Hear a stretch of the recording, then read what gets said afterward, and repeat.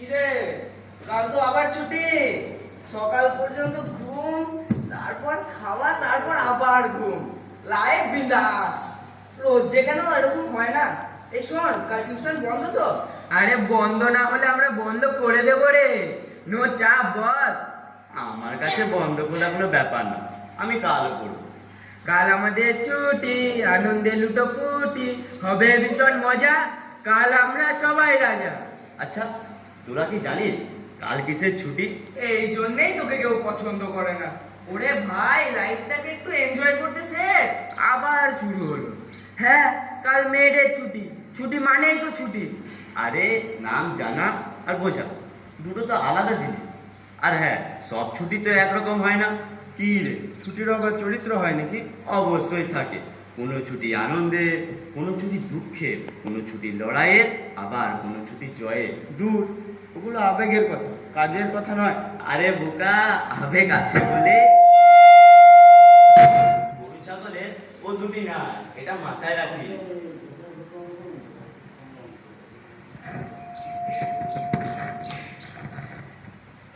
এখন অবশ্য সব মানুষেরও আবেগ থাকে না।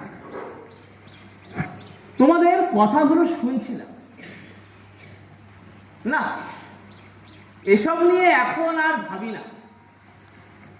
আজকের দিনে এটাই স্বাভাবিক। তোমাদের সবার হাতে মোবাইল তুলে দিয়েছি ঠিকই, কিন্তু তার সঠিক ব্যবহার শেখাই না। তাই জীবন মানে মজ আর মস্তি, ছুটি মানে ফান আর এনজয়মেন্ট। তাই মে দিবসের রক্তে লেখা অধিকার আদায়ের ইতিহাস তোমাদের কাছে শুধুমাত্র একটা ফুর্তির দিন। স্যার, না মানে আমরা তো শুধু ছুটি হিসেবেই দেখি। সেটাই তো সমস্যা। আমরা ভোগ করি, কিন্তু জানি না সময় মতো ছুটি আদায়ের দাবিতে কত রক্ত, কত ত্যাগ, কত ঘাম লুকিয়ে আছে। মানে কোথায় স্যার? ছুটির জন্য রক্ত দিয়েছিল মানুষ? হ্যাঁ, ঠিক তাই।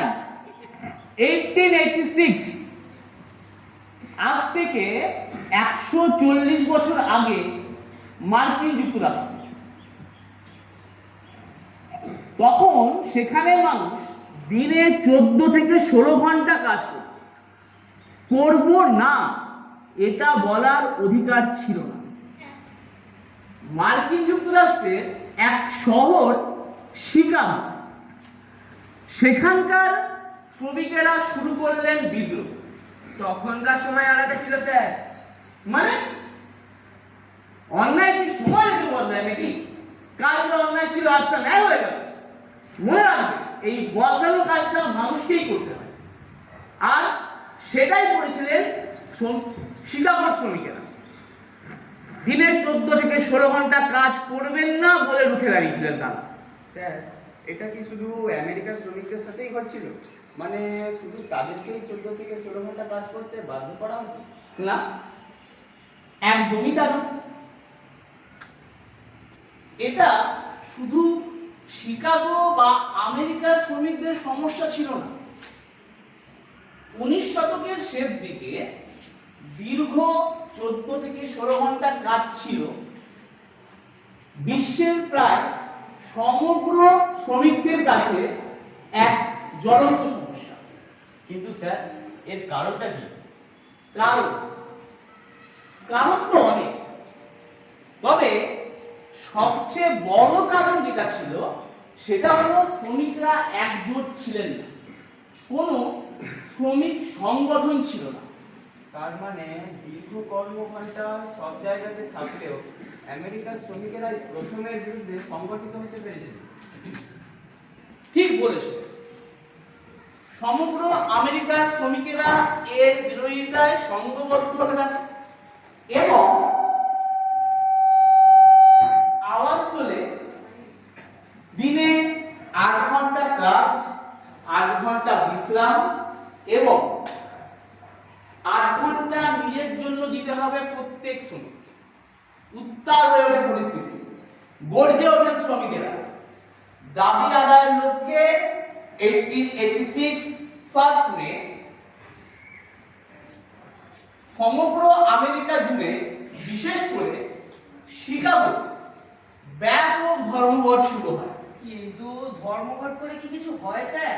বাবার মুখে তো শুনি ধর্মঘট বন এসবে নাকি আর এখন কাজ হয় না। কিছু হয় না এই কথাটা খুব বুদ্ধি করে, খুব চালাকি করে, সুচতুরভাবে প্রচার করা হয় রাহুল, যাতে মানুষ ভাবে চেষ্টা করেও কিছু হয় না, কোনো লাভ নেই। কিন্তু ইতিহাস অন্য কথা বলে। ধর্মঘট মানে শুধু কাজ বন্ধ করা নয়, ধর্মঘট মানে একসাথে রুখে দাঁড়ানো, অধিকার ছিনিয়ে আনার প্রত্যয় ঘোষণা, এবং এতেই শাসক থেকে মালিক উভয়েরই বুক কাঁপে। হয়তো সব ধর্মঘট সফল হয় না, কিন্তু প্রতিটা চেষ্টা একটা প্রশ্ন তোলে, একটা চাপ সৃষ্টি করে, এবং যখন অনেকগুলো প্রশ্ন জমে যাচ্ছে তখনই পরিবর্তন আসতে বাধ্য হয়। তারপরে কি হলো স্যার? মানে ধর্মঘটে কাজ হলো সেদিন? আমেরিকার শিকাগোর ম্যাককর্মিক হারভেস্টিং কোম্পানির সামনে শ্রমিকেরা বিক্ষোভ প্রদর্শন করছিল। 3রা মে পুলিশ সেখানে বিনা প্ররোচনায় গুলি চালায় এবং বহুজন শ্রমিক আহত ও নিহত হয়। কতজন মারা গেছিলেন সেই হিসাব এর মতভেদ থাকলেও সংখ্যাটা 2 থেকে 6 এর মধ্যে তো হবেই। কিন্তু স্যার, গুলি চালানোর ঘটনা তো হেমার্কেটে ঘটেছিল। ঘটেছিল তো? আসছে, সে কথাই আসছে। 3রা মে ওই মেশিন কোম্পানির সামনে গুলি চালানোর ঘটনার প্রতিবাদে পরের দিন, অর্থাৎ 4 মে, একটা সভার ডাক দেওয়া হয় শিকাগোর হেমার্কেটে। সারা শহর থেকে শ্রমিকেরা মিছিল করে জড়ো হন হেমার্কেট স্কয়ার। শান্তিপূর্ণ সমাবেশ করেছিল। সভা প্রায় শেষের দিকে, হালকা বৃষ্টি পড়ছে, সন্ধে নেমে এসেছে। হঠাৎ একটা বোমা বিস্ফোরণ হলো। পুলিশ গুলি চালায় এবং কয়েকজন পুলিশ সহ সাধারণ লোক এবং কয়েকজন শ্রমিকও আহত ও নিহত হয়। রক্তে ভেসে যায় হেমার্কেট চত্বর। বোমাটা স্যার কারা ফাটায়? এ বিষয়ে মতান্তর থাকলেও কেউ কেউ বলে পুলিশই নাশকতার উদ্দেশ্যে বোমা ফাটিয়েছিল, আবার কেউ বলে শ্রমিকদের মধ্যে থেকেই বোমা ছোড়া হয়েছিল। ঠিক কতজন মারা যায় স্যার এই গুলি চালানোর? 7 জন পুলিশ কর্মী সহ 11 থেকে 12 জন। এর মধ্যে ছিল আন্দোলনকারীদের সাধারণ মানুষ। এরপরেই কি তাহলে প্রশাসন ভয় পায় এবং 8 ঘন্টার কাজের দাবি মেনে নেয়? না, এরপরের কাহিনী আরো ভয়ানক। ভয়ানক মানে? হেমার্কেটের বোমা নিক্ষেপের ঘটনার পর বহু শ্রমিক নেতাকে পুলিশ গ্রেপ্তার করে। বোমা নিক্ষেপের সাথে যুক্ত থাকার সরাসরি প্রমাণ না থাকা সত্ত্বেও 7 জনকে আদালত মৃত্যুদণ্ডের শাস্তি দেয় পরের বছর, মানে 1827 সালে। এর মধ্যে 4 জন আসামির ফাঁসি হয়, 1 জন জেলে মৃত্যুবরণ করে, মানে আত্মহত্যা করে, আর বাকিদের শাস্তি কম করে দেওয়া হয়। তাহলে স্যার, কিভাবে 8 ঘন্টা কাজের দাবি অর্জিত হলো? হেমার্কেটের ঘটনার পর পুলিশি দমন, পীড়ন, অত্যাচার বাড়লেও শ্রমিকেরা থামেননি, বরং এই আন্দোলন আরো তীব্রতরভাবে আমেরিকার বিভিন্ন প্রান্তে ছড়িয়ে পড়ে এবং ক্রমেই তা দেশের গণ্ডি ছাড়িয়ে আন্তর্জাতিক স্তরে বিভিন্ন দেশে ছড়িয়ে পড়তে থাকে। 1 মেতে ইউরোপ এবং আমেরিকার বিভিন্ন শহর, বিভিন্ন দেশে ঐক্য ও প্রতিবাদের দিন হিসাবে মানা শুরু হয়। আন্তর্জাতিক শ্রমিক সংগঠন সেকেন্ড ইন্টারন্যাশনাল 1 মেতে আন্তর্জাতিক শ্রমিক দিবস হিসেবে ঘোষণা করে এবং 8 ঘন্টা কাজের দাবি এটাকে শ্রমিক আন্দোলনের কেন্দ্রে নিয়ে চলে আসে। অচিরে বিভিন্ন দেশে শ্রম আইন তৈরি হতে লাগে এবং 8 ঘন্টা কাজের দাবি আইনি স্বীকৃতি পেতে শুরু করে। 1938 সালে মার্কিন যুক্তরাষ্ট্রে পাস হলো ফেয়ার লেবার স্ট্যান্ডার্ডস অ্যাক্ট এবং 8 ঘন্টা বেশি কাজ না করার বিষয়টা আইনি স্বীকৃতি পেল। তার মানে স্যার হেমার্কেটের সেই রক্তাক্ত ঘটনার পর দাবি আদায় হতে লেগে গেল 52 বছর।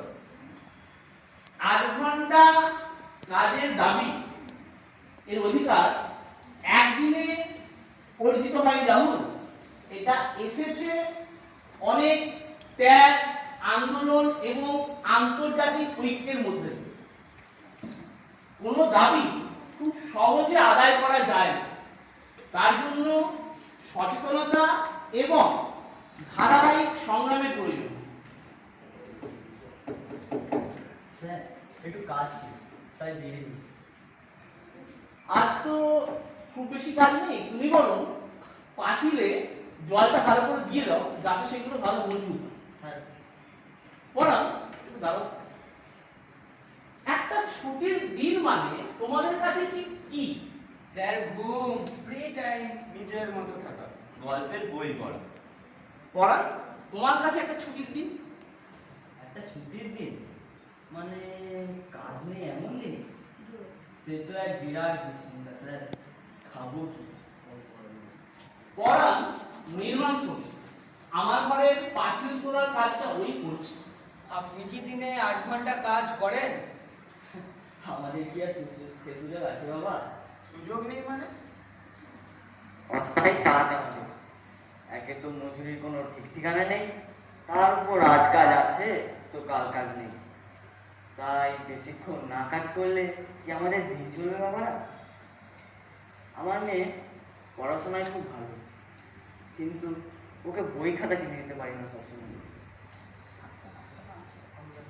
আমরা জন্মযোগ্য, তাই কখনো 10, কখনো 12, কখনো তারও বেশি ঘন্টা কাজ করি।